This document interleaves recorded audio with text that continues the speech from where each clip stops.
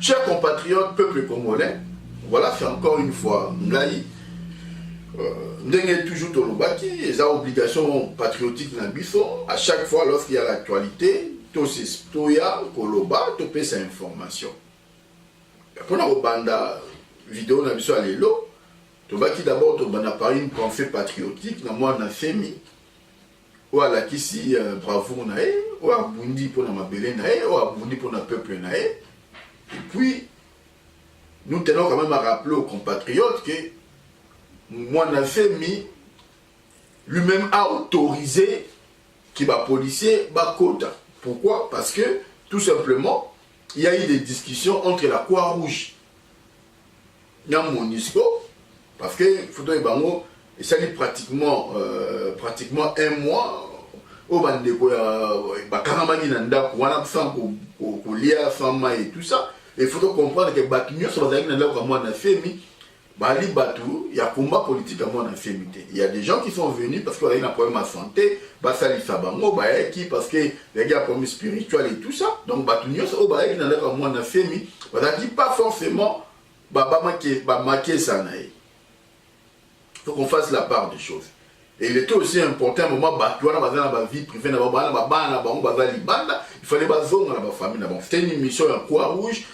Dans mon négociation, pour faciliter sortie, il y a Batouane. Et en échange, moi, on a fait mieux, moi, en tant que leader, a préféré à se livrer. Donc, démarche, qui est responsable, a préféré à se livrer, il y en a moins, mais, fidèle au bail, pour la raison spirituelle, va libérer mon bac. Donc, c'était juste une parenthèse.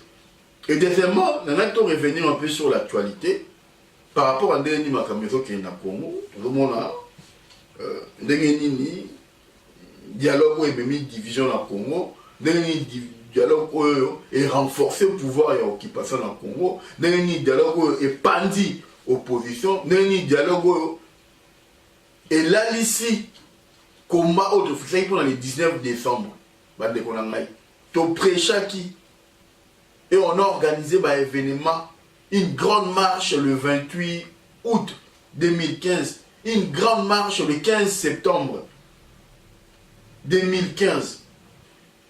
Le 28 août 2015, Bisso Peuple Mokonzi, Mouvement Peuple Mokonzi, et puis Bisso a combattant résistant patriote dans le monde entier, d'organiser une marche contre le dialogue, contre des démarches politiques. À l'époque, il y a fait, tu sais qui dit, il y a même un peuple dans le dialogue. Pourquoi tout ça qui démarche on est pour enterrer politique et dialogue? C'est justement pour la boya, bah conséquence tout ça dans l'élo. Il y a opposition n'existe plus et pendant qu'il y a la promesse à ma poste où il y a un dialogue. Rendez-vous manqué il y a le 19 décembre. Pourquoi? Parce que Batou va remettre au compte dans le dialogue. Bah il faut pas faire un ciment, batala. Bah, on comprendre que dans août, le 28 août 2015, tant on voit qu'il non, n'a pas de dialogue. Parce que tu vois que le 4 mars 2017, tu as des conséquences. Oh, l'opposition n'existe plus. Peuple a l'émis. Non, tu as même qui va dans le dialogue. Bah, tout, nous sommes par terre. C'est comme tu vois qui. Mais, et ça, l'histoire est les kaki. Et ça, vérité, peuple congolais, et continuera ta histoire pour vous comprendre un mot. On ne sait que faire ça. Ils nous ont traité de tous les noms. Bafinaki Bisso, Balobaki Boye. Mais, ce qui m'ont tatali, depuis juillet 2015, notre message à destitution, marche, il y a août 2015, et puis marche à Bruxelles, et puis marche à Paris en septembre 2015. Ils ont surtout. Ils ont résumé surtout. Et les lots, tout le monde réalité dans le lot. Tout le monde a conséquence. Il y a un boya qui est comme. Tu perds un grand leader.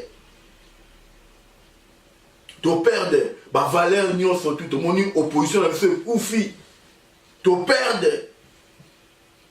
force au peuple azalaki nango ya kosangana po tobengana les 19 toperde nyonso et lelo au bon na ba conséquence nango le pouvoir ya Kanambe, le pouvoir ya occupation et se renforce encore une fois et biso tozongi ya zéro tozalaki ba prophète te mais parce que toyebi ka kosala la lecture politique parce que toyebi ka nini mboka ezokende parce que toyebi ndenge nini il faut kosala po mboka ekende liboso mutamza osala la lecture na ye ba ofinga nde bamesana ofinga ba okritike nde bamesana okritike mais soki mutazongi à comprendre qu'à l'époque soki bato bacomprenaka biso qu'il fallait pas faire le dialogue nde tozala nde tozala lelo te.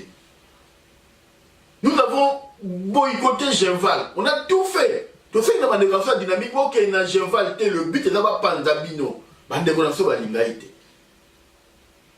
Bakei Genval, Genval, Basali rassemblement, Basali Nenge Basalaki. Bamotu Bandimba va derrière Tshisekedi. Bamotu va créer organe suprême où ils allaient conseil des sages et aller animé par Tshisekedi. Les noms tirés de la validité. Avant Bakundae, Bapandi, organe suprême où il y a cela qui a conseil des sages. Pourquoi? Donc, tant que vous avez dit que Tshisekedi, tant que vous avez dit que Yozo Bunda, il y a une idéologie à Tshisekedi, bah valeur ou bah symbole au tiré de la vie politique, il a négligé à monter. Tant que vous avez dit que yo, au Tshisekedi n'a honneur. Quand on a tiré dans l'honneur et Zara et Kimbuta, Babon, c'est la tirée de passe au cimetière à Gombe. Le gouvernement Sami Badiba va débloquer 250 000 $ pour passer à la Babylone pour tout ça. Ce n'est pas ça qu'on a tiré dans l'honneur. Quand on a tiré dans l'honneur, les alliés, qu'on respecte le principe, qu'on respecte le combat, qu'on respecte la valeur orientique de son vivant. Il a laissé une structure qui s'appelle les rassemblements. Il a laissé un organe suprême qui s'appelle le Conseil des sages, au Koyate, au Katerango, au Morcelé, pour la ambition na yo. Et puis si Moumi Ben on va Tshisekedi, c'est non. C'est là où le bas blesse. Bino Bolobi dit, oh, le peuple est d'abord. Bolobi que le peuple a décidé qu'avant Corée Bima, il faut pas nommer Tshilombo Premier ministre. Va appliquer Bakor. Mais le même peuple a émis Binoke, Tolini Komona, G7T, va diriger conseil de suivi ou conseil des sages, il y a un rassemblement. C'est comme Yom Tolino incarné Tshisekedisme. Yom Tolino incarné, au sein de sa leader, nous tout, bateau, tout bazali qu'on se considère comme Tshisekedisme. On l'oublie parce qu'on a moins la biologique. Tu es incapable à la fois et tu es dans la contradiction entre le respect, il y a volonté populaire, nous avons respecté, nous avons trahir Binoté. Mais en même temps, la bouteille trahir, Pierre Numbi, conseiller spécial. Il y a des vidéos. Il y a des vidéos où le peuple a dit, boy G7. Pourquoi d'une part, vous respectez la volonté du peuple quand ça vous arrange. Et lorsque ça ne vous arrange pas, vous respectez le pouvoir, volonté du peuple. Pourquoi? Pourquoi ces deux poids, deux mesures? Et ça montre réellement que Boja Tshisekedi c'était. Bon, ça vraiment que Bill Bossa n'a pas politique business. Et vous êtes des cartoumbistes, ça montre bien parce que ceux qui vont dire que Tshisekedi, parce qu'un Tshisekediste, jamais à accepter restructuration, il y a rassemblement. Rien que dans l'esprit, pour rendre hommage à ce vieux-là, il y a mémoire, il y a mouvement, il y a fonctionné, pour rendre hommage. Si réellement vous êtes Tshisekediste, il y a quelque part, bandeko bakena kasavubu bazana bango même si bato bazana ba défaut bazana ba qualité na ba défaut na bango bazana ma bena malamu na bango to repesa bango raison car sur le principe il y a qu'on respecter acte d'engagement à Genval parce qu'il se considère des Tshisekedistes parce que bazana idéologie à Tshisekedi parce que balingi ba Tshisekedi vision na ezala incarné après yé mais dans la problème mo eza lelo otomoni na Congo. Tout le monde a une classe politique et panzani. Tu as vu que les lots IDPS ou les lots, et ça IDPS Tshisekedi. Ils ont IDPS Katumbi. Tu as vu qu'ils ont des patriotes qui sont aux États-Unis, en Belgique, Congo. Ils vivent dans frère Moïse Katumbi. mais baza occuper ma responsabilité na kati ya IDPS na na bien monté. O musu autaki na secrétaire général a outi na province aye boye à la demande espace ya Katumbi. Donc batu o baza na kati ya IDPS lelo, batu o bazo travailler kuna leo na Kinshasa, la majorité ya batu wana ce sont des katumbistes. Il faut que makambo ndenge ezali la preuve to moni yango na ndaku ya Tshisekedi o abunda bitumba na ye bazo kokende ko désigner un mutu lokola Pierre Lumbi a remplacé Tshisekedi na combat o ya bunda parce que il faut tout à la caractère symbolique il y a poste il y a conseil des sages parce que Tshisekedi avant Koufa a fait une restructuration té ce qui est là au Bolivie garder mémoire à mutu il fallait rassemblement botique yango na esprit et puis na lettre nenge le défunt nenge mutasala ki on côté mabele atika ki on ne bolingi accord wana bo toucher et le moroté parce que accord wana bobenga ngo accord atiseke nenge pe rassemblement ezali nenge pe je vois les alliés donc il fallait respect. Il y a acte d'engagement, il y a création, il y a rassemblement. Vous allez respecter en mémoire. Il y a personne dans où il y a Koufi. En mémoire, il y a Moutoua qui chapeau, il y a recréé rassemblement. Même si financièrement, même si matériellement, et c'est là qui y est Moutou. À organiser qui a monté, mais bah, là, c'est qui est chapeau. Il faut que les choses n'aient bateau qui n'a milieu de rassemblement, qui n'a milieu à Genval. Nous relate de fait la réalité aujourd'hui parce qu'il y a un désaccord. Il paraît que c'est Katou Minavali, propriétaire, il y a rassemblement. Et c'est les masses on l'a dit, on l'a démontré dans tous les sens. On a fait le lien aux alliés entre Boébou avec la pêche. On sait.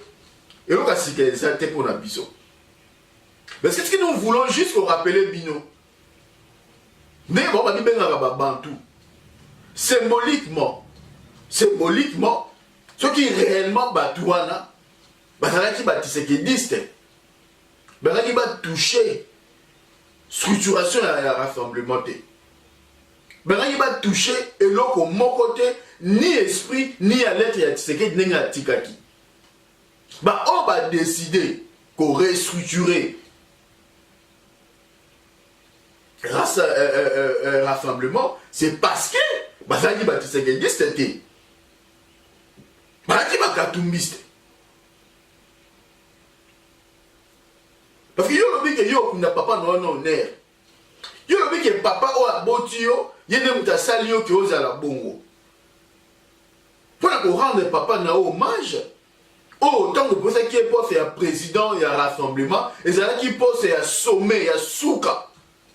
Tant que yo obi o créé poste de mususu et la likolo, il y a oh papa na wa zala qui na rassemblement, au rendre hommage te. Au rendre hommage te.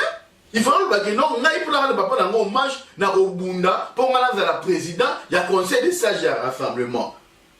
Voilà oui, ça peut avoir du sens. Mais on l'obi non. Papa n'a pas c'est lui qui est incarné. Ce qui est réellement dans la limonade, n'a pas même autant que yolobi que yoé mamobu beaucoup nié nanute au cassé et loko o ya salaki esprit naie o salaki ça veut dire au cassé des fois après avoir koboma politiquement parce que bobomi maintenant vision o ya tikaki bobomi maintenant esprit il y a unité o ya tikaki parce qu'il y a tikaki unité ça veut dire mutu moko na tête il y a eloko président conseil des sages Katumbi c'est bovandi bon pour bosser la boutique le but c'est quoi, la démarche c'est quoi? Le poste et la présidence politique n'existent pas. Dans l'organisation surtout ezalaka président exécutif. C'est ça, on doit gérer dans le quotidien, c'est le président exécutif. Et ça président politique. Ce qui est le président, tout le monde a en haut, il y a un bureau politique, il y a le président en exercice qui est le président exécutif du parti, il y a le bureau politique, il y a avoir un président et un bureau politique. qui n'est pas forcément le président exécutif. Il y a un président exécutif, il y a un rassemblement. Dans l'histoire, il y a rassemblement de que le président exécutif, il y a rassemblement, c'était le président du Conseil des sages.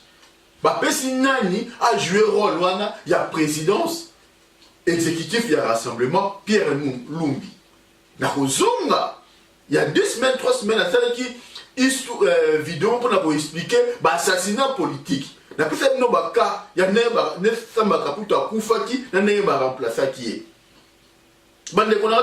réfléchir.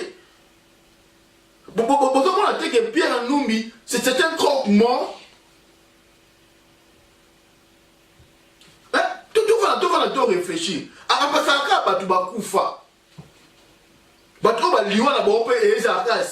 Mort naturelle. Samba Kaputu a été assassiné, empoisonné, et c'est assassinat. Qui a été remplacé par qui? Pierre Numbi. Moi de Simba, tout le monde a dit que Akoufi n'a lieu flou. On va me souvenir qu'on va les aller à poison. Il a été remplacé par qui? Pierre Numbi, na G7. Le Otomoni, on va bien Eliezer Tamboué. Il a parlé de l'assassinat. Oh, Willy Miki, oh, Wabomi, Tshisekedi Basaliboy. Kofo Ingila, il a parlé de l'assassinat. Tshisekedi du poison. Famille Pelobi, il faut faire l'autopsie. Donc, hypothèse, il y a mort naturelle, Moutoumora Loba qui a monté. Et ça dit qu'il y a assassinat, il y a poison. Et curieusement, Moutou a remplacé Tshisekedi au Liwana entre guillemets, dans un moment il y a poison, et ça assassinat, Pierre Numbi toujours. Il ne remplace que bateau bizarre. Il y a quelque chose qui ne va pas. Mort, nous allons organiser. Mais bon, faut d'abord réfléchir. Bon, que le recours, c'est la moutonne, un pauvre innocent. Abomaki Moutuboé, Asala Kiboé, Asala Kiboé. Configuration, il y a rassemblement, il y a un chef à délégation à rassemblement, où avait représenté rassemblement à 5 ans, c'était Chilombo. C'était Chilombo. Et lorsque le rassemblement allait à 5 ans, il y avait une délégation. En vertu à quoi M. Pierre Numbi, la qualité à Nini, avec membre du conseil des sages à rassemblement, en vertu à quoi il y a à lettre à un secrétaire particulier, il y a Tshisekedi, avec ceux qui ont habité, il faut déposer lettre. Est-ce qu'il va déposer une lettre en tant que qui, en tant que quoi? Est-ce que les 2 personnalités qui ont la lettre, il y a Tshisekedi en tant qu'il a comme un rassemblement, parce qu'il y a la qualité, on a tous à battre. Bon, on a construit l'état des droits. Bon, construit l'état des droits, on a boyé.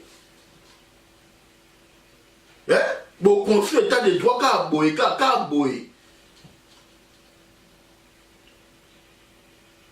2 personnes ma continué lettre boyé, il y a Moutou boyé, pour lettre boyé, na kati ya Moutou ezali boyé. Ce qui tient la salle qui lettre na yemoko, a tché comme ya Moutou na kati. Nengeni ni yenteo aye bayango, nengeni ni Pierre Numbi azala, parce que ma salle c'est du placement, ma salle lettre ensemble. Et vous pensez que ça est contre la mato yabat. Et c'est le même Pierre Numbi, curieusement, qui va défendre la candidature, il y a Chilombo bec et ongle, à la première ministre. Quelques jours après, il y en a comme président à conseil des sages. Est-ce que c'est un hasard ou ils ont machination ou ils ont plan organisé? Est-ce qu'il n'y a-t-il pas un agenda caché quelque part où ils ont justifié Babylone Kouana? Et moi je pense que le comportement où ils ont Félix Chilombo, le comportement où ils ont battu à G7, n'a battu à Alliance pour la République, ça témoigne clairement que ces gens ne sont pas des Tshisekidistes, sont des Katumbistes. Parce que ceux qui réellement vous avez qui bâtissent Tshisekidistes, un moment donné, il y a un minimum, il y a respect, il y a violana, minimum, il y a respect, il y a combat, il y a violana, et minimum, il y a respecter l'esprit, il y a l'être, il y a combat, il y a violana. Il n'y a pas que dalle, parce que vous avez Tshisekidistes. On peut peut-être critiquer l'El Kassavubu, il y a Baolengan Koy, il y a un peu bitoto. Basangani, Tshisekidistes, il y a Basangani. Pourquoi? Parce que vous avez un choix alternative, monsieur les a quittés. entre Oboya Katumbi, n'a aucun déplace, donc ils se sont retrouvés par la force des choses. Il y a une volonté naturelle dans Bangoté. Parce que le rassemblement n'a pas été l'œuvre d'une seule personne. Il Katumbi financièrement, il a qui mongo.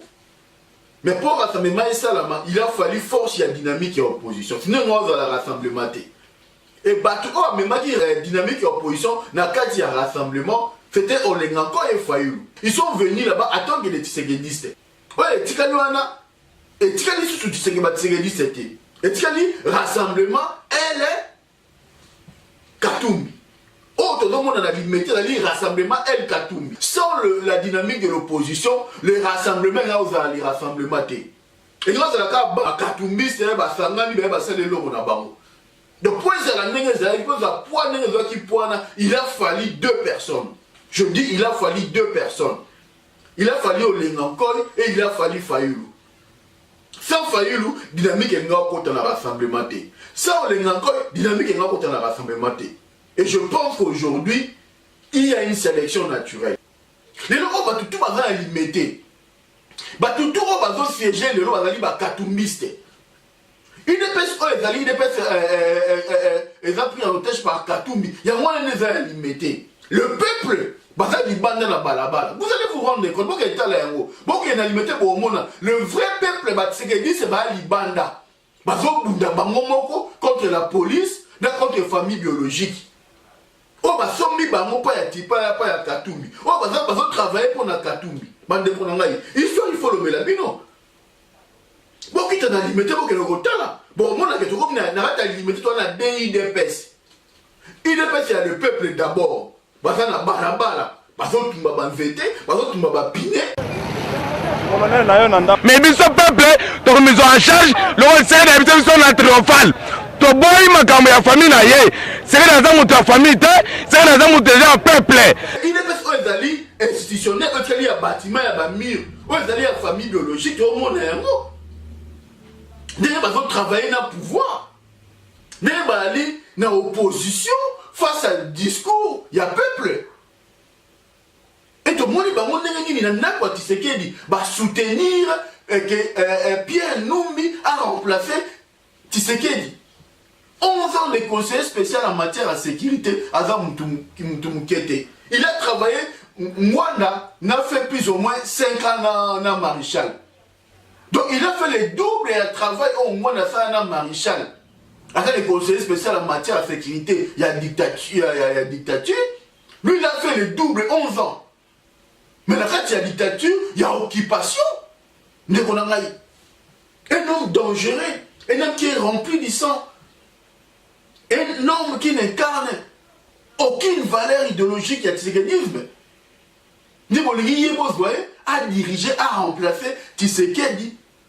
Il y a organe suprême, il y a chef spirituel, il y a autorité morale. Parce que le président conseil, c'est dans l'autorité morale, il y a rassemblement. Ce n'est pas la présidence politique, non. Non. On peut pas. Tout le monde fabriquer biloté. Bah, on manipule tout ça, présidence politique. Chilombo, to maquiller, m'aider, maquiller, travailler. Pour faire quoi? Chilombo a remplacé son père, mais pourtant non. Dans l'acte d'engagement, il y a un Genval, l'organe suprême, c'est le conseil des sages. Le président exécutif, il y a IDPS. Il a dit Tshisekedi. Et puis, le président exécutif, il y a rassemblement. Il a dit le président, il y a conseil des sages. Il y a rassemblement. Le président, il y a commission politique. Ali, président exécutif, il y a parti. Il faut qu'on fasse la part des choses où il y a plateforme. Et il y a une direction politique, une partie qui a pouvoir, qui est dans la partie politique, partie financière, les AIT, partie administrative, les AIT, partie juridique, les AIT. Mais lorsqu'on parle de l'organe suprême, il y a qui conseil des sages, c'est l'organe suprême, et puis l'organe exécutif, Il y a rassemblement de mes acquis en moi. Vous voyez la face, oh, tu vois ça, les amis, poudre aux yeux, mes chers peuples congolais. C'est parce qu'ils ne sont pas des Tshisekedi. Il y a un monde qui a un hommage à Tshisekedi. Il y a un monde qui a un honneur à Tshisekedi. C'est parce qu'ils ne sont pas des Tshisekedistes. Si tu vas dire que Tshisekedistes, ben il va se comporter de la sorte. On peut pas critiquer un homme fui à Kassavou, bien bon, les encore. Parce que tout le monde va t'accater des bazakuna, tout le monde va t'ouboyer, tout le monde va boyer. Au moins, bango, par respect, pour rendre hommage à Tshisekedi, ils ont préféré respecter acte d'engagement. Il y a combat au terrain dans le même temps un rassemblement. Ils ont ça qui est dans Koufa. Au moins, sur ce point-là, bah, respecter logique dans bango. Parce qu'ils se disent Tshisekedi. Mais oh, monsieur le président, on va katumbiste. Et tant il va monter. Bah, on va faire une bombe dans bango. Bon, on va dire qu'il y a une organisation matérielle et financière, il y a Géval et Salama, il y a Rassemblement Salama, il faut voir ça à plan là-bas, il faut voir ça à l'agenda là-bas, on tient à souka. Donc, ok, on va prévoir qu'il y a. Donc, Fayoulou, ta place, égalité, place, il y a bateau, un bon mois. On a dit un qui disque, un vrai, un bon. Qu'on baisse les bras, il faut la troupe, non, bah, tu n'as pas sangana. Bon, c'est la valeur. Il y a comment on aime te distinguer dans les deux camps. Parce que de toute façon, entre Katebe, Katoto et son frère Moïse Katumbi, il n'y a qu'un pas. Entre les deux, il n'y a qu'un pas. Katebe a dans le groupe où nous sommes dans Kassavubu, Moïse a tzali na limité, si il y a il n'y a qu'un pas entre les deux. Donc les lots, rassemblement idéologiquement, il y a un vrai qui c'est qui dit et à dire rassemblement pour incarner Batou au Bagali lié ni de loin ni de près na Katebe ton Katumbi. Donc tu incarnes et tu peux incarner leadership wana Martin Fayulu. Et c'est le moment, c'est maintenant ou jamais. Parce qu'aujourd'hui on voit il se crée au Congo une sélection naturelle. Il y a leadership politique. Il y a une sélection naturelle. Bon, c'est moi hasard. Tu ne vas pas rassemblement au Panzana. Tu ne vas pas battre mi tu belé ko bima. Ba leader est belé ba ko quoi, ba leader est ba ko bima. Na ma bena ma lam ba ko bima. Parce qu'il y a une sélection naturelle. Mais il y a une qui incarner leadership il y a Sika Lobby. Le vieux parti, il a tout ramené. Il est parti avec son rassemblement. Parce que le rassemblement, on va salir, on va restructurer. Et ça, le rassemblement, tu sais qu'il était. Et comme le rassemblement, il y a Katumbi. Le rassemblement, il y a Kassavou, il y a Bolenga. Et comme le rassemblement, il y a Katebe, il y a Bolenga, il y a Lipete. Mais du moins, ça n'a pas des toto. Parce qu'il y a beaucoup qui ont Kassavou, qui ont par défaut, parce que l'alternative, monsieur, les a quittés. Mais Fayulu, on a dit alternative wana. On a dit alternative wana. Oleki na Katumbi, Oleki na Chilombo, Oleki na Pierre Numbi. Okoza na sima batwana te. Jamais. Okoza na sima batwana te. Batwana fois na sima na yo. Dans cette vidéo, j'avais dit, Ozaki, le seul opposant après Tshisekedi, oh, bah, il n'y a même pas de combattant, le vrai. Bah, tribaloté, bah, talibanté, bah, daeshté. N'a Paris, yo. Donc, quelque part, moi, transmission, moi, croix de transmission, moi, les alliés entre yo et le vrai Jean. Mais, nous avons capitalisé en montée. Il est plus que temps au tirer. Bah, leçon, vous avez pris acte. Il faut même expliquer tout.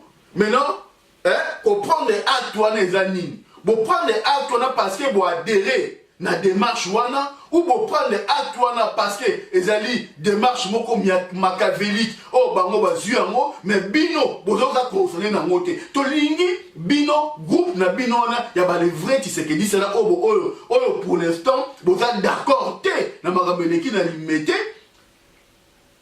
vous s'exprimer maintenant vous expliquer partout prendre des actes les kinini. Le même Félix, le même le gens de l'IDPS, il nous parlait que bango va trahir le peuple. Il a dit, il y a une vidéo, il va respecter la volonté populaire. La volonté populaire va boy G7.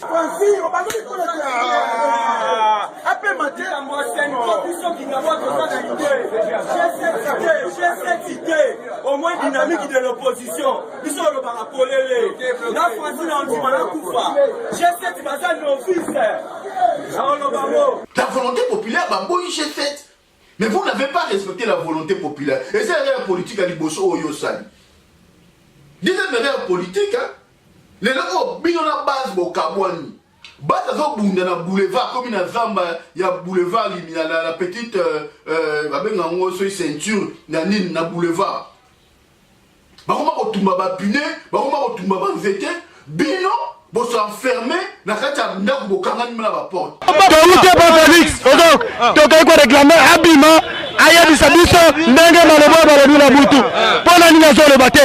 Famille Tshisekedi na parti politique esengeli ba mitosa. Tozali na posa ya mabete.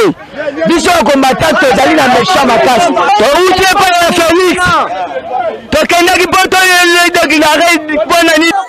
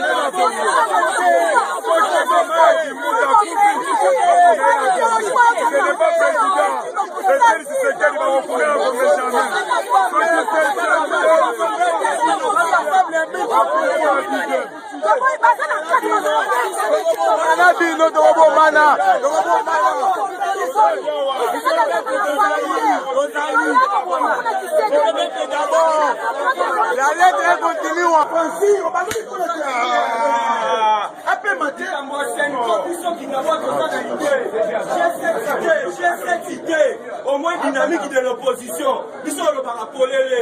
La France, on dit, G7 va être nos fils. Donc il y a un décalage entre les aspirations profondes du peuple, conquête du pouvoir pour le pouvoir, au service de Moïse Katumbi, ils vous ont donné. Botambolana ba Calais, botambolana ba tout nyonso ya pouvoir batama be bandoki ya Congo. Botambolana bango bo vivana bango melaka boliaka na bango. Mukonzi ya Calais pendant 11 ans Pierre Numbi. Bo vi botomoli ya koma mukonzi ya rassemblement. Ndeko na ngai. Ezani. Est-ce que wana ezali bitumba ya solo? Est-ce que moi bozali ko bunda pour la Congo, to bozali ko bunda pour que pouvoir ya occupation dans la Congo et se maintenir? Si vous laissez de faire les choix, c'est le mieux de l'Obaka. C'est un croque-mort. Il ne remplace que le mort. C'est un croque-mort, Bandekonangaï. Dès son vivant, il ne remplace que le mort. Il ne remplace que le mort suspect. Alors, parce que mot bizarre. Samba Kaputo, il a été empoisonné. Bakufika Boy, c'est lui qui a remplacé. Moi, nous sommes à Koufina Bakoncho bizarre. Tout le monde s'interroge pour le poison si ça a été fait. Aujourd'hui, vice-président G7 au remplacé le président G7. Tout ça pour remplacer un conseil des sages.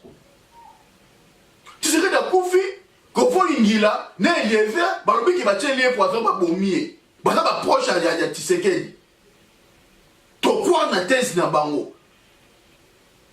Baba il faut me lambondo mais mon nom peut mériter. Tu es peut-être me lambondo on connaît. Ingila. Bande Konangai. C'est la Koufi et la personne qui remplace toujours c'est le Pierre Noum. C'est un croque-mort Bande Konanga. C'est un croque-mort. Il y a un problème là. Moi je comprends que nous au monde est monté. Le même mouta les hommes puissants dans la vie politique il y a Congo, oh bah il faut qu'on a lieu moko, il y a ma paix à suspect. Et c'est lui qui les remplace. Et Moutaka Zagina pendant 11 ans, conseiller spécial en matière de sécurité. Hier Moutaka Gisa Dio Mindongala. Hier Moutaka Bomisa Matumuru, Abomisa Bachebe, Abomisa Batunio surtout, défendant Congo, défendant droit à la démocratie dans Congo. Et c'est lui qui a le leader n'a pas rassemblement. Est-ce qu'il a besoin de respecter même comment il y a des Mouya pas dans la prison, c'est lui. Bon, livre Franck Diongo. Bruno Chibala, a dit piler la IDP, ça. Pas mon gars comme il gêne. Allez, Makala. Allez, Botier, la Botier, ça, on a le pouvoir, il y a occupation des messages dans vos salles. Bruno Chibala, zone, il y a les Botier, il y a le placard. Et la personne. On a qui crédible en absence d'intérêt parce que c'est lui qui était le porte-parole. Il y a président au rassemblement. C'est lui, normalement, il y a lettre Wana. Lettre la plus grande à la crédible, ce qui est le porte-parole. Il y a président qui serait dans le rassemblement. Pour nous, tu vas la qui lettre Wana. Oui, c'est le porte-parole. C'est une institution, il y a un rassemblement. Nous t'ai mis lettre Wana dans 5 ans. Mais, et ça, Pierre Lumbi n'a pas ce qu'il y a Tshisekedi dans qualité à Nini. Car par dans un cabinet privé, avec un document officiel, il y a rassemblement et non il y a Tshisekedi. Parce que Tshisekedi était le président du rassemblement, en tant qu'institution rassemblement. Et de facto, c'est le porte-parole de l'institution rassemblement en absence de Tshisekedi en déplacement. C'est lui qui devait présenter la lettre à la Senko, ou le chef de la délégation du rassemblement qui était officiellement son fils, pour constituer une équipe de cadre du conseil des sages pour aller déposer le courrier, ça n'a pas été le cas. Ou tu sais qu'il pouvait aussi lui-même prendre le téléphone et inviter la Senko à venir chez lui à la maison pour donner à main propre le courrier. Ça n'a pas été fait. Un certain Pierre Numbi, il a servi à l'espionnage toujours. Pendant 11 ans, conseil spécial en matière de sécurité et d'occupation, tout est au Congo. Et c'est lui qui va prendre le courrier pour qu'il dépose dans 5 ans. Attends, Bon, ça pas ta droit. Bon, ton état de droit dans le Congo. Bon, ton état de droit, il y a une irrégularité. Bon, ton droit dans le Congo dans le mensonge, dans la corruption, dans l'illégalité, dans le non-respect à ma texte. Vous avez un homme d'État, vous avez une valeur. Tant que vous avez loba, tant que vous avez sala, vous avez mouillibité, vous avez sangote, vous avez la makamna, vous avez la makamna zo loba, vous avez la makamna zo salate. On voit un monsieur, à où est-ce qu'il wapi, celui par miracle, il a comme professeur dans l'université, il a été avec même ma poste, ça peut se poste la contribution, à comme il a une caméra pour croire les caméras aux postes, poste dans la poste, il va donner les leçons aux gens. Nous avons fait une émission spéciale pour Naïe. Il faut expliquer le peuple comment. Pour que dans le Congo, tu as un homme d'État. Et là, tu as dans la politique, pour passer dans le business.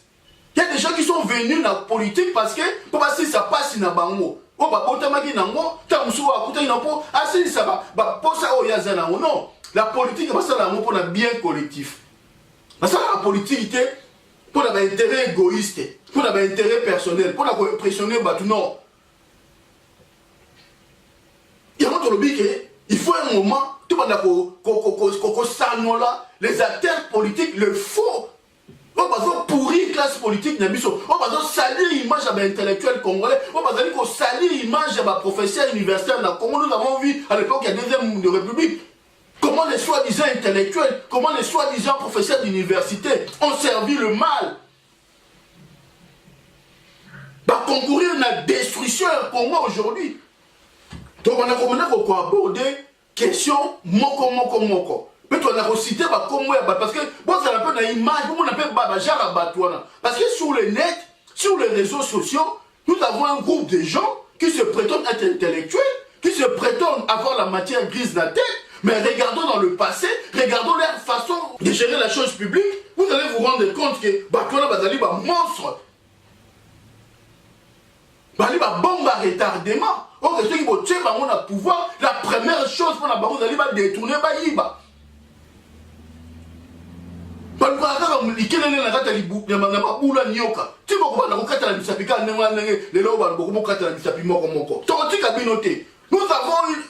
un rôle obligatoire, il y a qu'à dénoncer.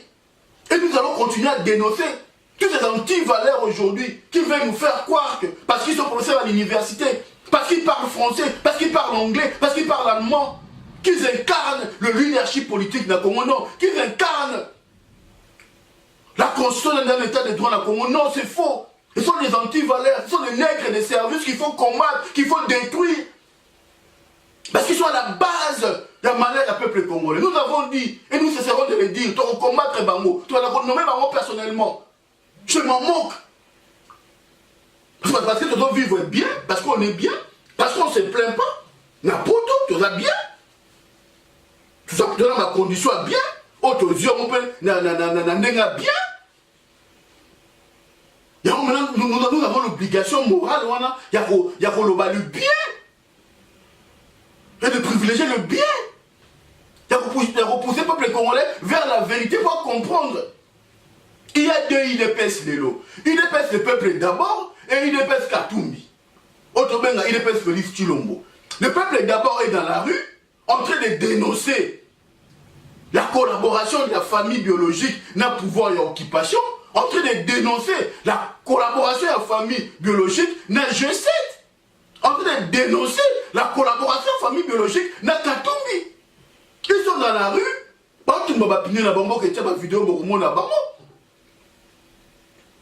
lorsqu'ils disent que ma leader n'a pas été, parce que on est salamité. Lorsqu'ils disent que Balingi bata G7, boyoke la bango, fallu l'impose-toi, tu es un leader, tu incarnes un leadership propre dans le Congo. Tu incarnes valeurs justes. Tu incarnes le vrai tshisekidisme. Non, tshisekidiste. Là, je parle en tant que politologue. En tant que scientifique, je me permets, et dans une obligation, il y a une honnêteté intellectuelle, de définir ce qu'est le tshisekidisme. Et je veux revenir là-dessus, en tant qu'idéologie, en tant qu'idéal, pour expliquer à plus d'un, comprendre.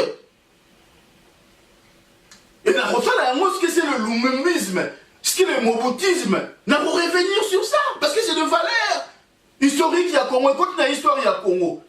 Le vieux, avec qui géniteur, il y a combat, il y a non-violence, et puis il y a état de droit. Il faut qu'on explique les gens c'est quoi. Combat et non-violence. C'est ça le tshisekidisme. Il faut te expliquer c'est quoi l'état de droit. Il faut te expliquer en mot. L'état de droit, c'est la justice sociale. C'est l'égalité, l'équité. C'est ça l'état de droit. C'est pas parce que vous allez papa dans l'Aïe, même ceux qui ont dans la katumbiste, dans la valeur idéologique, mais il faut la remplacer. Il y a le contraire, il y a valeur, il y a combat, il y a paix. Parce que de son vivant, lui-même, abîmé ça, le roi, moi, au succédé. De son vivant, attends, un combat, de son vivant, vous avez compté en tant qu'aidant familial. Lorsqu'il y avait une réunion politique, il y avait ma valeur diplomatique, le fils intervenait en tant qu'aidant familial. Ils ont construit le conseil des sages, il n'était pas là. Tu vois, il y a le conseil des sages, tu veux incarner quoi? Tu participes parce qu'il y a un cadre d'aidant familial. Le père âge avancé qui, avec la besoin de pour guider, pour accompagner, mais lorsque le fils n'est pas là, tout le monde aime tout passer, qu'il y a télémi. Mais lorsque le fils est là, il vient en tant qu'aidant familial. Il ne venait pas en tant que responsable politique, non. Parce que le rassemblement, il n'avait aucune responsabilité quelconque dans un rassemblement pour siéger, pour entrer dans la discussion politique. Il a été désigné chef de délégation parce que le père ne pouvait pas faire le déplacement. En tant qu'aidant familial, on remplaçait Père Nayo. On a qui est aidant familial, on a qui nan. Le terme qu'il faut, il faut tout le bain. Tu intervenais en tant qu'aidant familial, à 20 bon, voilà, aux yeux procuration, aux yeux mandat, auquel ça la démarche, n'a comme moi, c'est tout. La personne n'est plus. Si on nous remplacer en tant qu'aidant familial, le bain est bien. On va remplacer la présidence à conseil des sages. Parce que c'est un organe suprême. On peut imaginer, organe monté pour le gaba paix, ça oppose à Neni. Non. Le leader de l'opposition en Congo, c'est Félix Chilombo, c'est Katumbi. Il y a des leaders et des leaders dans le Congo, ça va être comme ça. Tu as changé l'histoire. Il y en a qui sont payés, bon, ça, le journalisme dans le Congo, ils sont payés par Moïse Katumbi, ils ont un salaire. Bah, ça plus d'un. Tout ce qui prêche le rassemblement, elle, Katumbi, parce qu'ils ont un salaire. ils sont dans leur rôle. Déclaration de monde ils ont un salaire, pour la gloire et l'occupation. Tout pression est proche à des personnes rassemblement. Ils sont de pression ils sont payés pour travailler pour la Moïse Katumbi. Ils sont payés, ils ont un salaire, ils sont des salariés de Katumbi. Il faut qu'on dise les choses.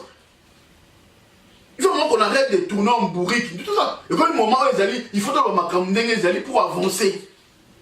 Donc, bref, message sur il faut que le peuple congolais fasse la part des choses entre les Tshisekidistes et les Katumbistes. Ce qui se passe à Limete, et ça va Tshisekidistes. Tshisekidistes, c'est Bimi Libanda. La base, c'est le boulevard, les cadres Moussoussou, c'est ça la réalité. Les Tshisekidistes, c'est le Libanda. Les leaders, c'est Libanda la Belgique,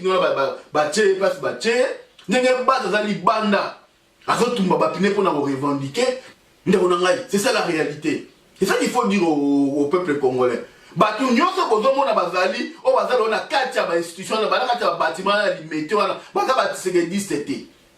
Ce sont des katumbistes.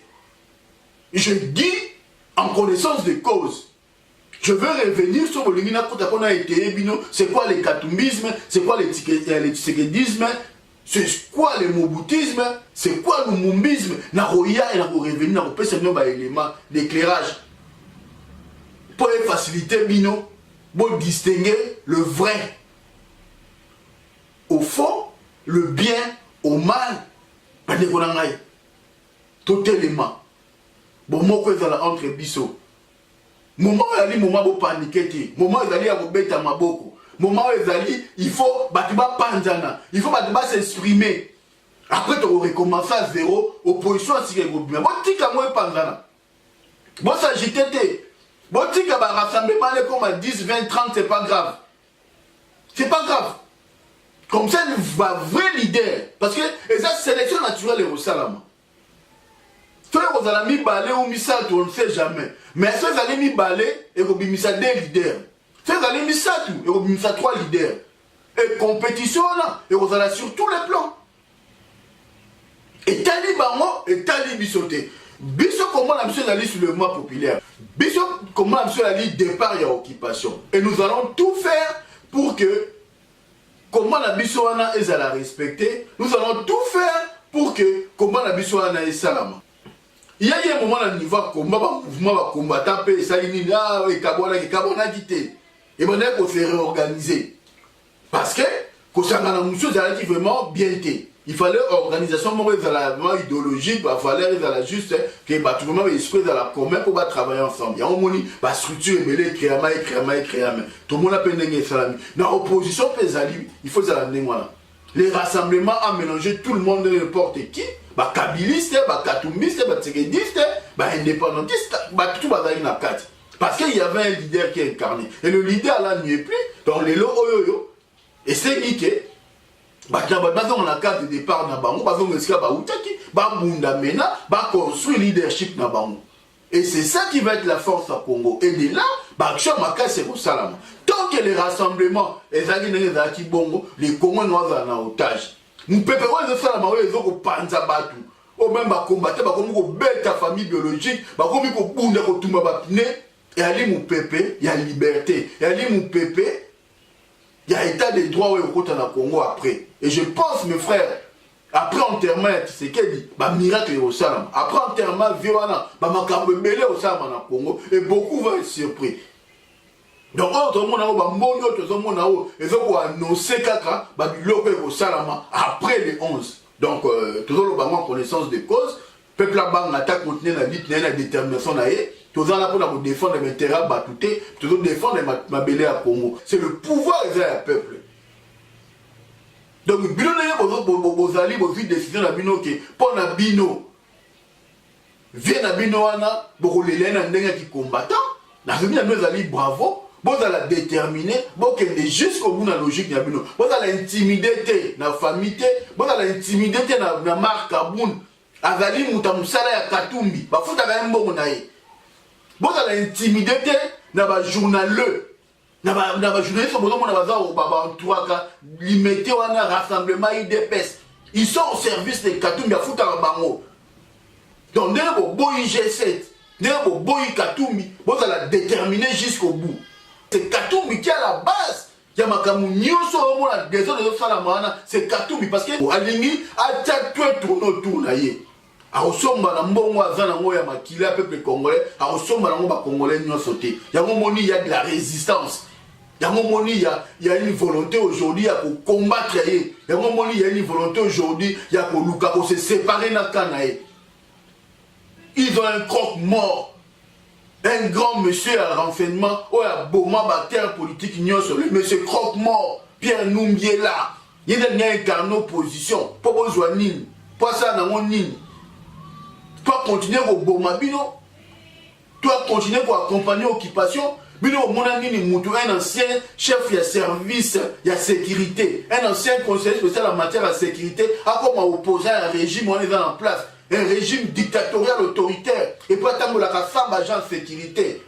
Ayaka partout à Bimaka, Zomaka, Sabasala, rien. Bon, mon en en même temps, Baokanga Mwana Semi, en même temps, Baokanga Fang Diomo, Baokanga Mouyambo, Baokanga Diomindongala. Pour avoir fait Zangatina, parce que Baokanga Bango, mais une personne qui a travaillé pendant 11 ans conseil spécial en matière de sécurité. Ayebi régime, on a pour les Kamoutounioso, Moukonzi à Kaleb, ya Kaleb. Bande qu'on a un peuple congolais. Tout ça, Nani. Tout comme une nini qui bonyama qui passe. Tant mbongo le kosa ko lia mbongo. Nem te comme ma bino mbongo na kondima, mutazana makila a salir bitumba ya muto no bolinga botombola. À quoi ça sert maintenant ko luka beaucoup na mutnoner. Tu bolinga beaucoup na mutnoner. Il faut valeur na ye, ezala respecter. Esprit ya combat na ezala. Incarnation na ye na ba institution ezala.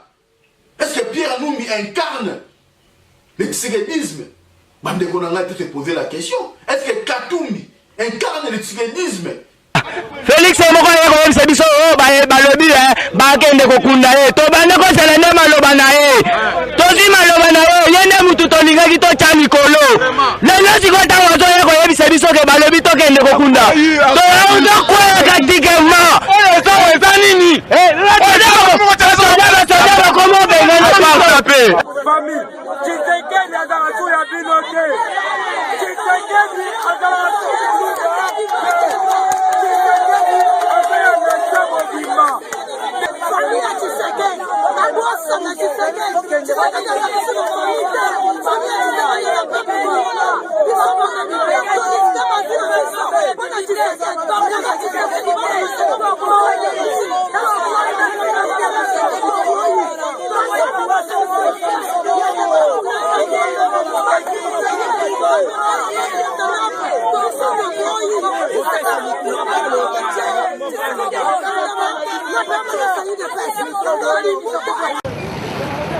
La contradiction aux alliés entre famille biologique et famille politique. C'est à la famille d'être souple, il y a qu'à comprendre que la voix du peuple c'est la voix de Dieu, ce n'est pas la voix d'une famille. Et Tshisekedi azali susu, il y a famille Mulumbate, Tshisekedi a comment il y a famille, il y a ba Congolais. Donc contradiction ezali contradiction entre famille biologique na famille politique. Mais biso peuple to miso en charge le conseil d'habitation na triomphal to boy makambo ya famille na ye c'est que dans mutu ya famille te c'est que dans mutu ya peuple ezali awa tozo revendiquer puisque ba propos